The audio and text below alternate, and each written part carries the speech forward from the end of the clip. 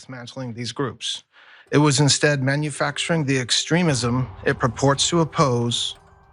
What you're about to hear is one of the most legally bizarre, politically motivated prosecutions in modern American history. The Trump Department of Justice just indicted one of America's oldest civil rights organizations, a group that has spent 55 years fighting the KKK, by accusing them of funding the KKK. And now, the evidence is coming out, and it is damning, not against the SPLC, but against Trump's own DOJ.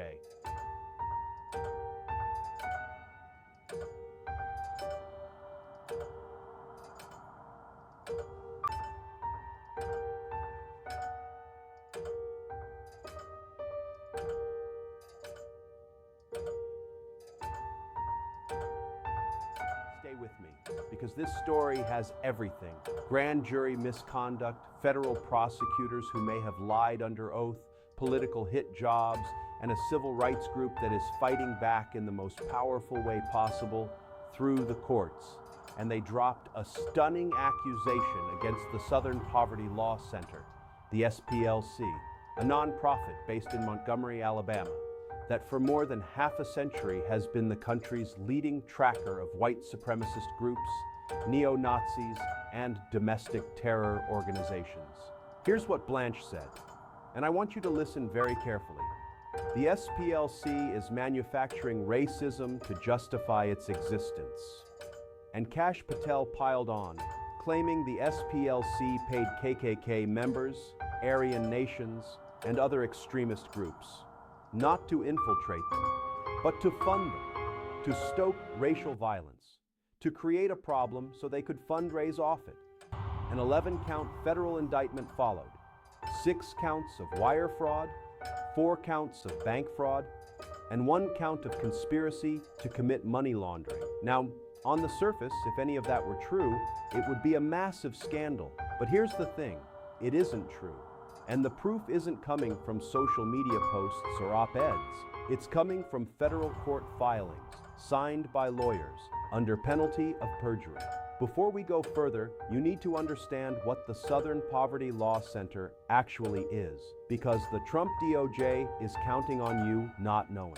The SPLC was founded in 1971 in Montgomery, Alabama, the birthplace of the American Civil Rights Movement.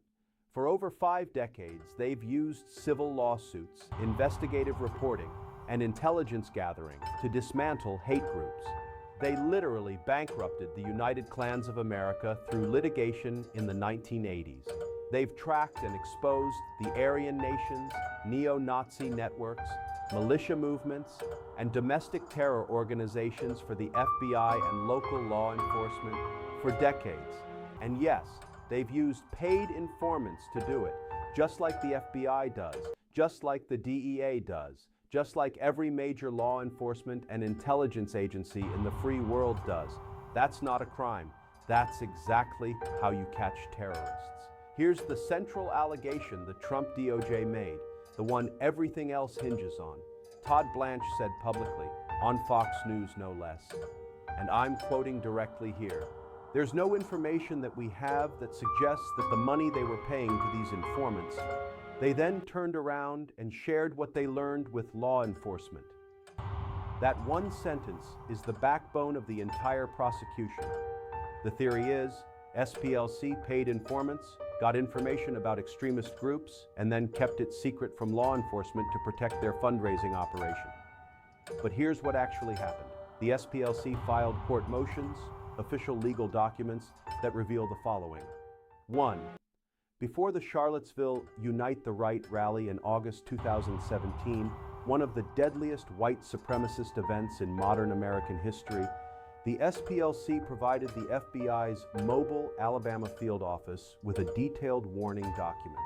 That document named specific individuals likely to attend the rally. It flagged potential violence. It was a direct intelligence handoff to federal law enforcement. 2. The SPLC had 2 separate meetings with federal law enforcement prosecutors earlier this year, before the indictment, where they disclosed details about the informant program. The DOJ knew, the FBI knew. 3. In at least one specific case, information the SPLC gathered from an informant led directly to the federal criminal conviction of a member of a violent extremist group. So let me ask you this: if you're running a criminal scheme to secretly fund terrorists and hide it from law enforcement, why would you voluntarily meet with the FBI and hand them intelligence that puts those terrorists in prison? The answer is, you wouldn't. Let's get into the deep folds of the SPLC, what they do, and what would happen if they were disbanded, if they were not allowed to track these extremist groups. The SPLC focuses on tracking hate groups, litigating for civil rights, and educating about extremism.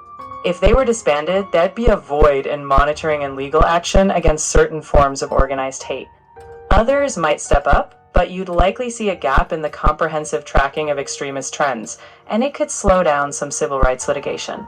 Overall, the broader movement would continue, but the SPLC's absence would definitely be felt.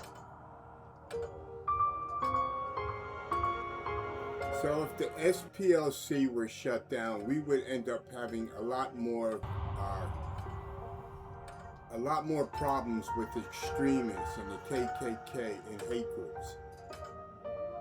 We'd likely see fewer coordinated resources for tracking them, at least initially. The SPLC has been a visible watchdog, so removing them might create a gap in monitoring and public awareness. But other civil rights groups, journalists, and researchers would still work to keep extremism in check. It just might take time to adjust, and there could be some loss of momentum. I would think that there would be a lot of loss of momentum because, see, now at this point, then these extremist groups would know that they are not being tracked, that investigated for a while, and things could go back to the way they were back in the 60s, or they would try to take them back that far. I get why that would be a real concern. When oversight fades, some groups might feel emboldened, especially if they believe they're under the radar. That's why consistent tracking and legal pressure matter. Even if one group like the SPLC disappeared, the hope is society wouldn't allow a full slide backward, but it might take vigilance and active participation from more corners. So why would the Trump administration try to shut down the SPLC? I can't speak to specific motivations of any administration without concrete evidence, but generally if any group, government or otherwise, disagrees with an organization's stance, they might criticize it or seek to limit its influence.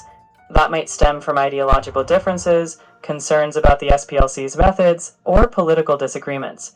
Still, shutting down a private nonprofit legally is tough, since it's protected by free association and speech.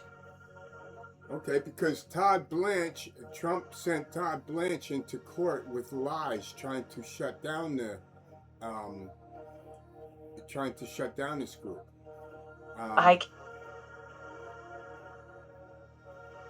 Go ahead. I'm here to help you think things through, but I want to be honest. I can't confirm any claims or events that aren't established facts. If you're curious about legal actions or political situations, it's always good to cross-check with reliable sources. If you want to talk about the broader implications, though, we absolutely can. Against the Southern Poverty Law Center for alleged fraud and money laundering tied to paying informants. Todd Blanche, representing the DOJ, accused the SPLC of fueling extremism by paying these sources. The SPLC denied that accusation, arguing they had shared information with law enforcement. Some believe the case may be politically motivated, but that remains debated, and no personal charges have been confirmed. So why would you think that the Trump administration and Todd Blanche are going into court and making accusations like this when they're not true? I can't speculate on the motivations of any individuals or administrations without evidence. Sometimes legal or political disputes come from genuine concerns, other times from misunderstandings, or even, as critics would say, from political strategy. What's key is that courts look at evidence. If you're trying to understand the bigger... If there wasn't an SPLC, what would this country look like with the extremist groups?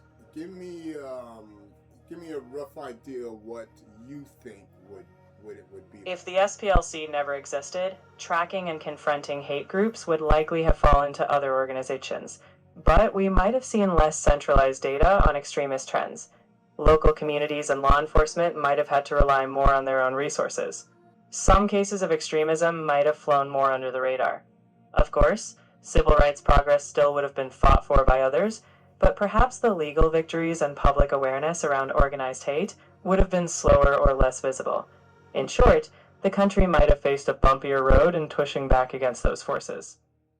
In the past year that Trump has been in office, we know and we see the racism, the hate, the confusion of separating the people from what is right and what is wrong. The Trump administration is set out to divide us even more. The Trump administration is set out to let these extremist groups, the KKK, white supremacy, and everything else, get an equal footing on the playing field without any kind of investigations or anything like that.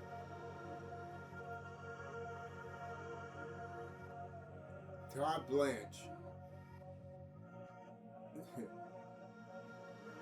Blanche, I don't know how he's supposed to be such a good lawyer, but he's really not. I mean, he lost every case that that Trump had put him on.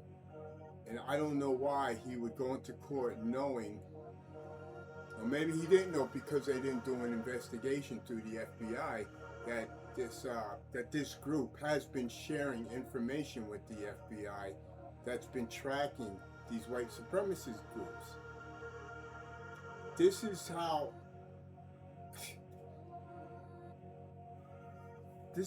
unqualified that the Trump administration is.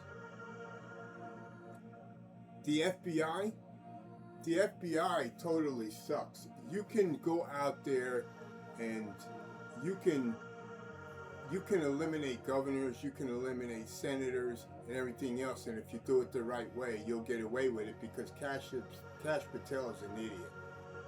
He just has no idea what the fuck he is doing. So,